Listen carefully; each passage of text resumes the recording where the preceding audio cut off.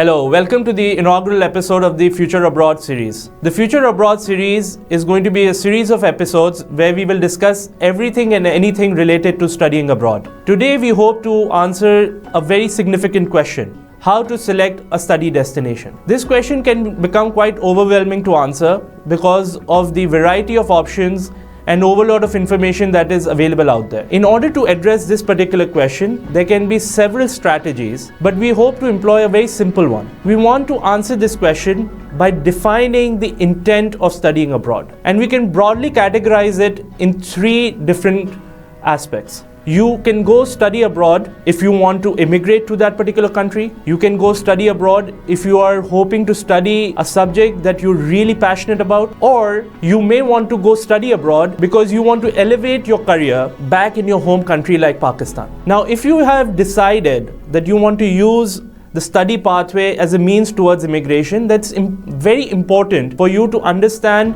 the immigration policies of various countries and find a country that is very receptive to having international students stay back and immigrate and become citizens of those countries. A popular example can be Canada, which offers a very attractive pathway to international students. For example, if you complete a 2-year master's program in Canada, you can qualify for a 3-year post-study work permit, during which time you can work in any capacity, and that is sufficient time for you to qualify for permanent residency and then onwards towards citizenship in a few years. Now, if you've decided that you want to go study abroad because you have identified a subject that you're deeply passionate about, and you are not able to find a university in your home country that offers it, then you must research with an education expert the country that offers specializations and multiple specializations rather in that particular field.